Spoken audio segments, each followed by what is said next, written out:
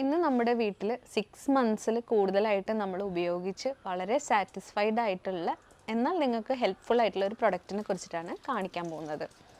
അപ്പോൾ പ്രൊഡക്റ്റിൻ്റെ സെറ്റപ്പ് എന്ന് പറയുന്നത് നമ്മളൊന്ന് കാണിച്ചു തരാം. ഇത് നമ്മളെ വീടിൻ്റെ പുറത്തുള്ള സിങ്കാണ്. സിങ്കിൻ്റെ താഴെ നമ്മളൊരു കബോർഡ് മാരത്തെ ചെറിയ സെറ്റപ്പ് ചെയ്ത് വെച്ചിട്ടുണ്ട്. അപ്പോൾ നിങ്ങൾക്ക് നോക്കിയാൽ കാണാം, ഇതാണ് ഞാനിന്ന് ഇൻട്രൊഡ്യൂസ് ചെയ്യാൻ പോണ പ്രൊഡക്റ്റ്. പ്രോഡ്രെയിൻ പ്ലസിൻ്റെ മാക്സ് 889 എന്നുള്ള പ്രൊഡക്റ്റാണ്. അതും എഴുതിയത് നിങ്ങൾക്ക് കാണുന്നുണ്ടാവും. 560 വാട്ട്സ് പവറാണ് മെഷീൻ വർക്ക് ചെയ്യാൻ വേണ്ടിയിട്ട് യൂസ് ചെയ്യുന്നത്. അപ്പോൾ ഇതെന്താ സാധനം എന്ന് വെച്ചാൽ, നമ്മുടെ ഇന്നത്തെ കാലത്ത് എല്ലാവരും ഭയങ്കര വില്ലകളിലോ അല്ലെങ്കിൽ ചെറിയ സ്പേസിൽ ചെറിയ പ്രോപ്പർട്ടിയിൽ താമസിക്കുന്ന ആൾക്കാരായിരിക്കും.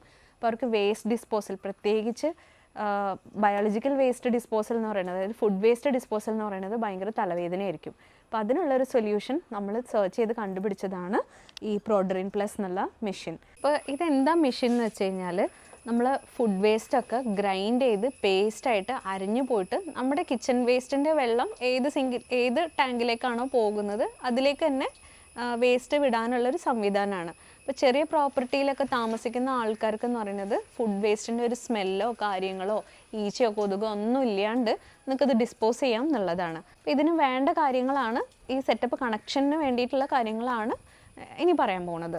അപ്പോൾ ഫസ്റ്റായിട്ട് വേണ്ടത് ഇതാണ്. നമ്മൾ കാണുന്ന മെഷീൻ ഇത്രയും വലുപ്പം ഉണ്ടായിരിക്കും ഇതിന്.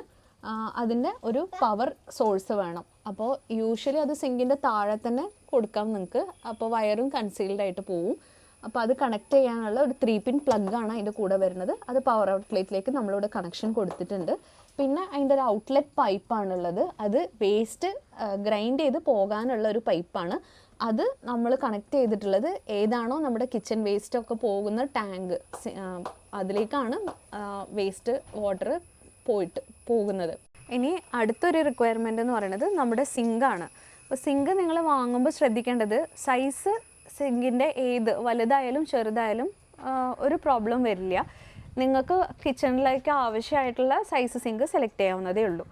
സിങ്ക് വാങ്ങുമ്പോൾ ശ്രദ്ധിക്കേണ്ടത് അതിൻ്റെ കപ്ലർ വരുന്ന ഭാഗം സർക്കിളായിരിക്കണം, അതായത് റൗണ്ട് ഷേപ്പിലുള്ള കപ്ലറായിരിക്കണം വരേണ്ടത്. അത് ഈ പ്രൊഡക്റ്റിൻ്റെ കൂടെ സ്ക്വയർ ഷേപ്പിലുള്ള കപ്ലർ വരുന്ന സിങ്ക് കോമ്പാറ്റിബിൾ അല്ല. ഇതിൻ്റെ കൂടെ ഈ മെഷീൻ്റെ കൂടെ തന്നെ വരുന്ന ഇതിൻ്റെ ഔട്ട്ലെറ്റ് അടച്ച് വെക്കാനുള്ള ഒരു ഭാഗമാണ്. ഇതിൻ്റെ ഉള്ളിൽ ഇങ്ങനൊരു വേണ്ട ഫൈബറിൻ്റെ ഒരു മെറ്റീരിയൽ ഉണ്ട്. നമുക്ക് റിമൂവ് ചെയ്തിട്ട് സപ്പോസ് എന്തെങ്കിലും ചെറിയ വേസ്റ്റോ കല്ലോ എന്തെങ്കിലും കുടുങ്ങുകയാണെങ്കിൽ അത് നമുക്ക് താഴെ നിന്ന് റിമൂവ് ചെയ്തും കൊടുക്കാം. ഫിറ്റ് ചെയ്യുമ്പോൾ ആകെയുള്ള റിക്വയർമെൻറ്റ് എന്ന് പറയുന്നത്, നമ്മൾ സിങ്ക് സെറ്റ് ചെയ്യുന്നതിന് മുന്നേ സിങ്കിൻ്റെ ഹൈറ്റ് ഫ്ലോർ ലെവലിൽ നിന്ന്, ഇപ്പോൾ ടൈൽ ചെയ്ത ഫ്ലോറാണെന്ന് വെച്ചാൽ ടൈൽ ചെയ്ത ഫ്ലോറിൽ നിന്ന് മിനിമം ഒരു 45 സെൻറ്റിമീറ്റർ മുകളിലെങ്കിലും ആയിട്ടാണ് നമ്മൾ സിങ്ക് ഫിക്സ് ചെയ്യേണ്ടത്.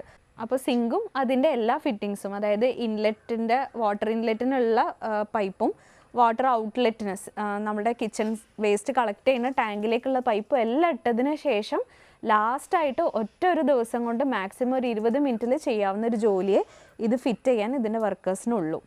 പിന്നെ എല്ലാവർക്കും ഒരു ഡൗട്ട് വരിക, ഇതിപ്പോൾ നമ്മൾ ഉള്ളിൽ വെച്ച് കഴിഞ്ഞാൽ എന്തെങ്കിലും പ്രോബ്ലം ഉണ്ടാവുമോ എന്നുള്ളതാണ്. അപ്പോൾ നിങ്ങളോട് നേരത്തെ പറഞ്ഞത് പവർ സപ്ലൈ, അതായത് കറണ്ട് വേണ്ട ഒരു മെഷീനാണ്. അപ്പോൾ നമ്മളിത് പുറത്ത് വെക്കാൻ കാരണം എന്താ വെച്ചാൽ, നമ്മളൊരു ചെറിയ ഫാമിലിയാണ്. അപ്പോൾ എല്ലാ സമയത്തും നമുക്ക് ഈ മെഷീൻ പ്രവർത്തിപ്പിച്ചുകൊണ്ട് വേസ്റ്റ് അരച്ച് കളയേണ്ട കാര്യമില്ല. അപ്പോൾ ഉള്ളിലാണ് സപ്പോസ് നമ്മൾ വെക്കണമെന്ന് വെച്ചാൽ, നമ്മളെ മെയിൻ സിങ്ക് ഇതാണെന്ന് വെച്ചാൽ ഓരോ സമയം പാത്രം കഴുകുമ്പോഴും നമ്മൾ ആ വേസ്റ്റ് ഇതിൻ്റെ ഉള്ളിൽ പോവുകയാണെങ്കിൽ ആ മെഷീൻ നമ്മളപ്പോൾ ഓണാക്കിക്കൊണ്ടേയിരിക്കണം. ചിലപ്പോൾ എനിക്ക് ഫീൽ ചെയ്തിട്ടുള്ളത്, ഈ ക്യാപ്പ് ഇതിൻ്റെ ഉള്ളിൽ ഇറക്കി കഴിഞ്ഞ് കഴിഞ്ഞാൽ വെള്ളം അത്രയ്ക്ക് അങ്ങോട്ട് നന്നായിട്ട് പോവാത്തൊരു ബുദ്ധിമുട്ടും ഫീൽ ചെയ്യാറുണ്ട്. പക്ഷേ ഇവിടെ നമുക്ക് വൺസ് ഇൻ എ വൈൽ, അതായത് ഒരു ദിവസത്തെ ഫുള്ള് വേസ്റ്റ് നമ്മളൊരു വേസ്റ്റ് ബിന്നിൽ കളക്ട് ചെയ്തിട്ട് അത് at the end of the day, ഒരു ദിവസം അവസാനിക്കുന്ന സമയത്താണ് നമ്മളിതിൽ കൊണ്ടുവന്ന് തട്ടിയിട്ട് അത് ഫുള്ള് അറ്റ് എ ടൈം കളയുന്നത്. അപ്പോൾ നമുക്ക് പവർ കൺസംഷനും അത് കാരണം വളരെയധികം ലാഭിക്കാം.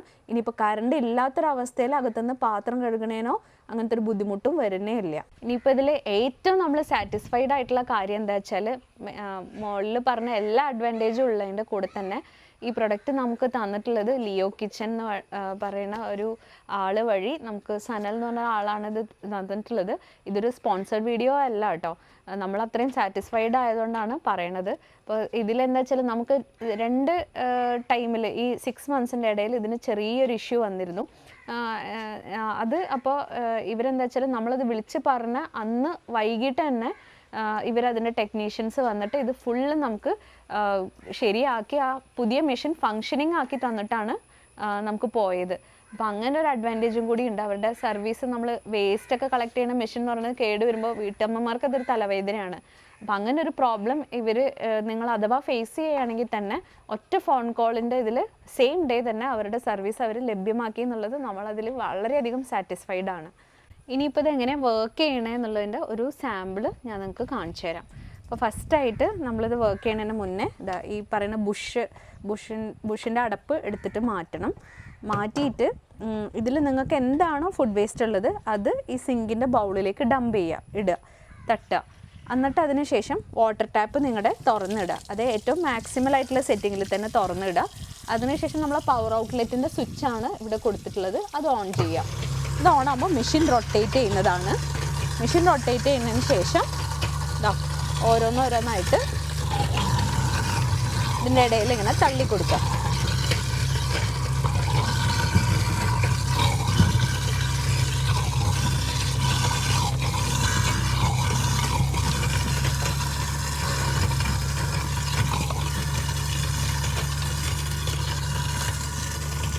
ഇനി ഇത് കാണുമ്പോൾ നിങ്ങൾ വിചാരിക്കും പച്ചക്കറീൻ്റെ വേസ്റ്റ് ഉള്ളിത്തോലൊക്കെ മാത്രമേ പോവുള്ളൂ എന്ന്. അങ്ങനെയല്ല.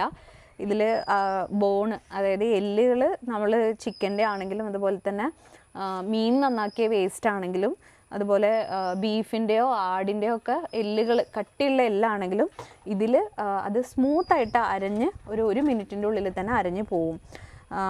ആകെ എനിക്ക് പ്രശ്നം തോന്നിയിരുന്നത് ഒരു ബീഫിൻ്റെ വലിയ കഷ്ണങ്ങളായിട്ട് നമ്മൾ വാങ്ങുമ്പോൾ അതിൻ്റെ കൊഴുപ്പ് വളരെ കട്ടി കൂടുതലാണെങ്കിൽ അതൊരു റബ്ബർ മാതിരി ഇങ്ങനെ കിടന്ന് തിരിയും എന്നുള്ളത് മാത്രമേ. അതും കുറച്ച് സമയം എടുത്താൽ അരിഞ്ഞു പോകേണ്ടതാണ്.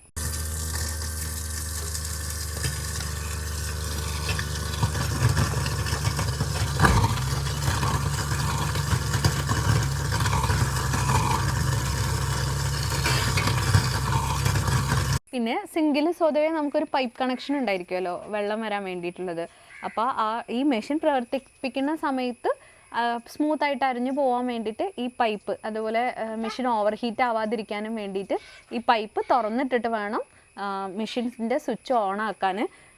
ഇതിൽ നിന്ന് ഒരു മിനിറ്റിൻ്റെ ഉള്ളിൽ തന്നെ നമ്മളിട്ട വേസ്റ്റൊക്കെ അരിഞ്ഞു തീരും.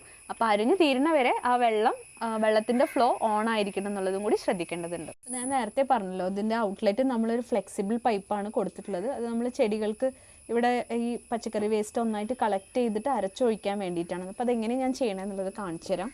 അപ്പോൾ ആദ്യം തന്നെ ഇതിൻ്റെ ഫ്ലെക്സിബിൾ ആയിട്ടുള്ള ഔട്ട്ലെറ്റ് പൈപ്പ് ഞാൻ എടുത്തിട്ട് എനിക്ക് ഏതിലേക്കാണോ വേസ്റ്റ് കളക്ട് ചെയ്യേണ്ടത്, വേസ്റ്റ് അല്ല പച്ചക്കറി അരച്ചത് കളക്ട് ചെയ്യേണ്ടത്, ആ ബക്കറ്റിലേക്ക് ഞാൻ ഇട്ട് വെക്കുകയാണ്. അതിനുശേഷം ഇപ്പം നമുക്ക് അര ബക്കറ്റ് വേസ്റ്റ് കിട്ടിയിട്ടുണ്ട് അരച്ചത്.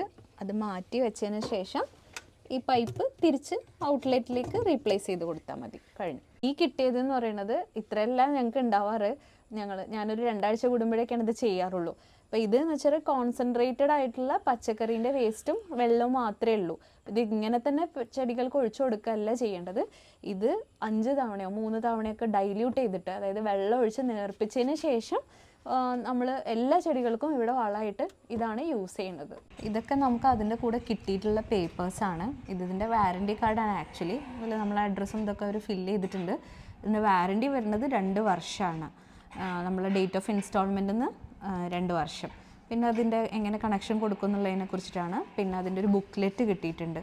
അപ്പോൾ ഇതിൽ പ്രത്യേകം പറയാനുള്ളത്, ഇപ്പോൾ നമ്മൾ ഉപയോഗിക്കുന്ന സിംഗിൾ ബൗൾ സിങ്കാണ്. ഇപ്പോൾ ഡബിൾ ബൗൾ വെച്ചിട്ടുള്ള ആൾക്കാർക്ക് ഇതെങ്ങനെ കണക്ഷൻ ചെയ്യുക എന്നുള്ളത് ഇതിൽ ഡയഗ്രാം വെച്ചിട്ട് കൊടുത്തിട്ടുണ്ട്. അപ്പോൾ സിംഗിൾ ബൗളാകുമ്പോൾ നിങ്ങൾക്ക് ഇങ്ങനെ കണക്ഷൻ വരും. ഇനി ഡബിൾ ബൗളാണെങ്കിൽ ഒരു മെഷീൻ മാത്രം യൂസ് ചെയ്തിട്ട് തന്നെ നമുക്കതിൽ കണക്ഷൻ കൊടുത്തിട്ട് വേസ്റ്റ് അരച്ച് കളയാം. അപ്പോൾ അതിൻ്റെ കണക്ഷൻ ഔട്ട്ലെറ്റ് എന്ന് പറയുന്നത് ഡബിൾ ബൗൾ സിങ്കിന് സെൻറ്ററിൽ നിന്ന് ഒരു ഔട്ട്ലെറ്റ് ആയിട്ട് വെക്കാം ഒരു മെഷീനുമ്പം തന്നെ. അല്ലെങ്കിൽ ഡബിൾ ബൗളിൻ്റെ ഒരു എൻഡിൽ അതിൻ്റെ ഔട്ട്ലെറ്റ് പൈപ്പ് കൊടുത്തിട്ട് മെഷീൻ ഒരു എൻഡിൽ കൊടുത്തിട്ട് അങ്ങനെ വേണമെങ്കിലും ചെയ്യാവുന്നതേ ഉള്ളൂ. പിന്നെ ഇതിൽ ഇനി എന്തൊക്കെ ഇടാൻ പാടില്ല എന്നുള്ളതാണ് അടുത്തത് പറയണത്. അപ്പോൾ ഇതിൽ ഇങ്ങനത്തെ ഒരു കാർഡ് ഇതിൻ്റെ കൂടെ തന്നിട്ടുണ്ട്.